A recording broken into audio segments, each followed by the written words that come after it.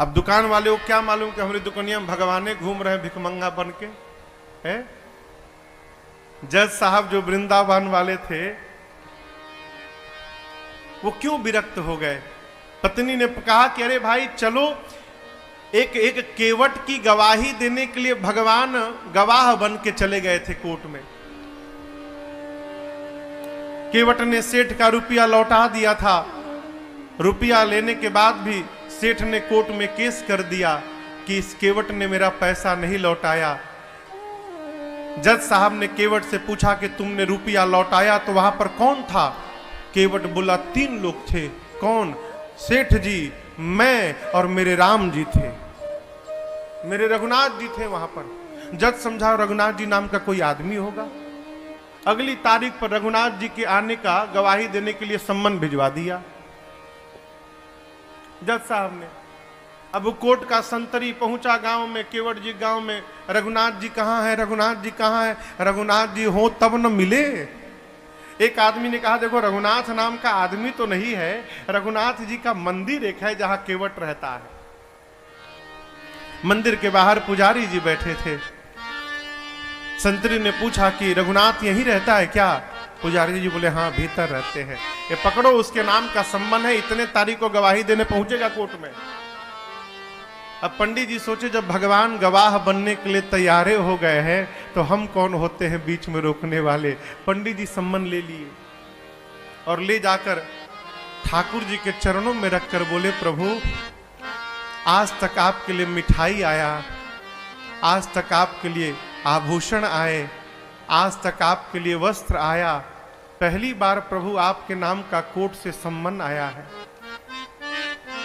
और बहुत विश्वास करके उस केवट ने जज के सामने आपका नाम लिया होगा प्रभु, उसका विश्वास टूटने मत दीजिएगा। जिस दिन तारीख थी ना उस दिन पंडित जी सबसे सुंदर कपड़ा ठाकुर जी को पहनाए। क्यों? आज ठाकुर जी कोर्ट में पहुंचेंगे तो भगवान सुंदर लगने चाहिए। भगवान फटा पुराना कपड़ा पहने, लाठी पकड़े, बूढ़ा स्वरूप बना के हाथ ऊपर करके हम ही रघुनाथ है पहुंच गए। और ऐसी गवाही दिए कि पहली हियरिंग में ही केस समाप्त। सेठ को सजा हो गई, केस तो समाप्त हो गया, लेकिन जज साहब डिस्टर्ब हो गए। सोचने लगे भाई आज तक तो ऐसा कोई गवाह आया ही नहीं जो एक ही बार में केस को ही समाप्त कर दे। कोर्ट से निकल के अपने चेंबर में गए, केवट को बुलाकर बिठाए। बोले ये बताओ कहां रहते हो तुम? रघुनाथ जी के मंदिर में मैं रहता हूं। तो जज साहब बोले कि जो रघुनाथ आए थे, बोले जी जी। तो उनको लगा कि वो मंदिर बनवाए होंगे। तो जज साहब बोले लेकिन तो गरीब लग रहे थे और लग नहीं रहा था कि वो मंदिर बनवाए होंगे। केवट ने कहा प्रभु वो मंदिर बनवाने वाले रघुनाथ जी नहीं थे, मंदिर के भीतर बैठने वाले रघुनाथ जी आए थे। जज की मति हरा गई हो, कांपने लगा। संतरी को बुलाकर बोला सही सही बताना तुमने किसको सम्मन दिया था? बोला सर माफ करिएगा सर, रघुनाथ नाम का आदमी नहीं मिला। रघुनाथ जी का मंदिर था, मंदिर में पुजारी जी को देके चला आया था मैं। तो जो आए थे वही पुजारी, नहीं पुजारी जी ये नहीं थे, दूसरे थे। जज को पूरी बात समझ में आ गई। घर गया और दरवाजा बंद करके जज साहब रोने लगे। पत्नी ने आकर पूछा क्यों रो रहे हो? पूरी बात बताए। पत्नी ने कहा इसमें रोने की कौन सी बात है? अरे मान लो धोखे में ही दर्शन हुआ, तुम तो भाग्यशाली हो, तुमको दर्शन तो मिला, नाचना चाहिए। बोले इसलिए नहीं रो रहा हूं कि राम जी चले गए, इसलिए नहीं रो रहा हूं, मैं इसलिए रो रहा हूं अरे कुर्सी पे बना जज